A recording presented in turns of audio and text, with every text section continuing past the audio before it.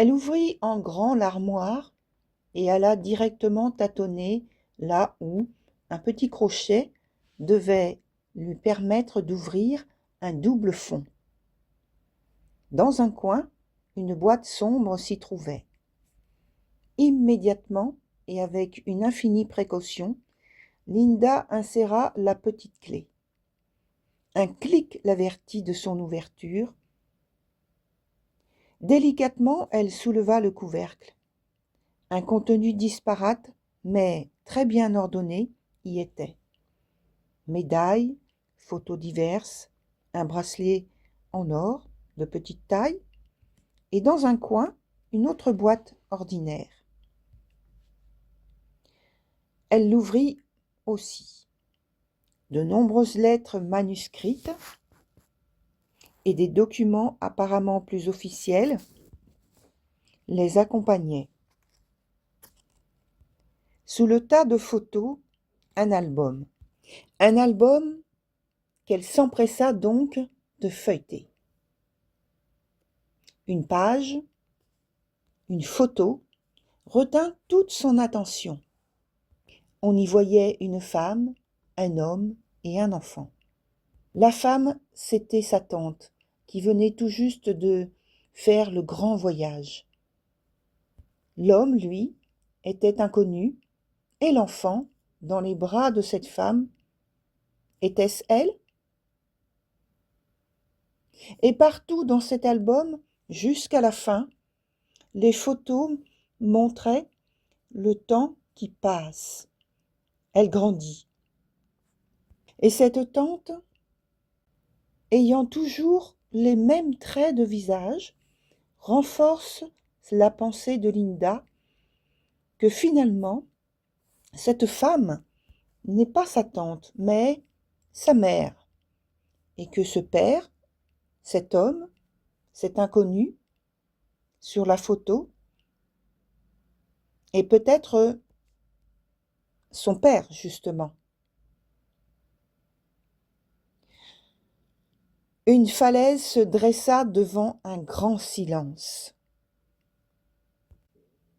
Bonjour à toutes et tous, les amis. L'influence des aspects forts du 28 janvier, puis du 1er février, continuent leur travail de transformation interne et externe à nous. Et c'est loin d'être terminé, car les planètes lentes, comme d'habitude, y font leur grande œuvre, lentement mais sûrement. Nous sommes au dernier rempart. Et entre parenthèses, c'est le titre de ma chronique. Donc je referme cette parenthèse. C'est donc, nous sommes au dernier rempart de l'ouverture d'un nouveau jour que nous voudrions accueillir comme un jour de fête, bien entendu. Mais cela sera-t-il possible? Saurons-nous prendre connaissance de la clarté toute crue, d'une vérité en pleine lumière? Ne serons-nous pas aveuglés par elle? Comme Linda, le personnage de l'introduction, nous pouvons être sous le choc, puis le déni, ou bien être soulagés d'une évidence soupçonnée et confirmée. Ici, la fiction est une histoire de famille, mais il n'est pas obligatoire que cela soit pareil pour vous. Il peut s'agir de quelque chose que vous refusiez catégoriquement de faire il y a encore quelques mois, et que maintenant vous êtes convaincu du ou des bienfaits, du ou des bien fondés, du changement en question.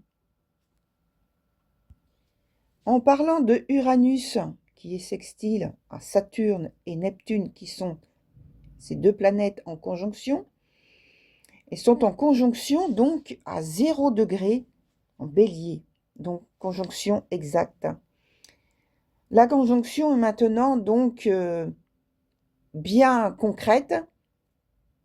Comment mieux nous alerter d'un renouveau nouveau? Nous sommes déjà en plein apprentissage d'une connexion intime et individuelle à nous-mêmes et, cette fois-ci, c'est comme si un immense panneau était affiché devant notre porte. Uranus et Jupiter rétrograde. Il y a la contrainte de trouver un consensus, souvenez-vous, ou compromis pour de nouvelles alternatives en reformulant un passif, un passé, prêt à assumer peut-être de nouvelles responsabilités. Il faudra bien. Alors, ces nouvelles responsabilités ne seront pas forcément professionnelles, hein. Il faut avoir soif de concrétiser un désir enraciné profondément en nous. Souvent, et là j'ouvre la parenthèse, souvent depuis l'enfance, dans un sens trop ou pas assez. Et là je referme la parenthèse. Donc, enraciné en nous, qui nous bloque dans une parenthèse d'indécision. La période est propice à une compréhension de nos attachements. La source peut en être de répondre à un désir parental, familial, jamais verbalisé concrètement, ouvertement. Cela peut être d'être sous l'emprise d'un fantasme pour nier une réalité déplaisante. Avec Pluton et Neptune, c'est un message sur le fait d'être prudent et de garder de la discrimination à l'égard des choses qui nous touchent. Tout cela afin de garder contact avec la réalité, notre réalité, dans celle plus vaste, collective. Nous détenons le grand pouvoir, celui de la volonté de mise en œuvre et de destruction. Chacun de nous dispose de ses propres consignes, souvent bien installées en nous, mais en mal de facilité de concrétisation. Le temps s'écoule. Alors, serons-nous avec une certaine maturité de connaissance et d'habilité pratique et intellectuelle, aujourd'hui, activer les bons leviers? Il est temps de faire un grand ménage, au propre comme au figuré, dans nos affaires quotidiennes. Nous sommes dans une impulsion contrainte et impérative de changer notre comportement, parce qu'il y a, entre autres, l'éclipse solaire. Donc je referme la parenthèse. Dans la lumière de l'éclipse, voilà, d'aujourd'hui et les 6 prochains mois, qui nous donneront les chapitres à développer. Les conditions concrètes se posent maintenant. Le complément viendra ensuite dans ce processus libérateur d'un passé devenu improductif. Nous allons profiter de la période pour normalement nous détacher du port d'attache lié au signe du Cancer, là où se trouve Jupiter rétrograde, afin de trouver notre propre direction, alléger des conditionnements de l'enfance, la jeunesse familiale, la genèse familiale aussi, communautaire, une communauté ou tout autre.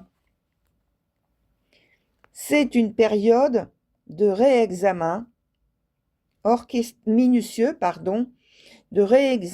minutieux, orchestré par donc Jupiter rétrograde en Cancer, d'autant que l'ascendant est en Gémeaux et carré à Mercure. Ce carré à Mercure qui revendique un dépassement possible d'un point de vue émotionnel, mais soutenu, parce que le carré, ce n'est pas facile à vivre et à pratiquer non plus, donc qui est soutenu par Jupiter rétrograde en trigone à ce Mercure, à ce même Mercure, donc qui nous parle d'analyse, de réflexion, et pas d'empressement, mais d'attendre d'avoir et ressentir un jugement sûr et juste. En fait, vous l'avez compris, le dernier rempart est une grande étape à la lumière de l'éclipse solaire, mais nullement un point final. Voilà pour ma petite chronique du jour. Merci de m'avoir écouté jusqu'au bout. Prenez soin de vous, chers amis, corps et esprit, et à très bientôt.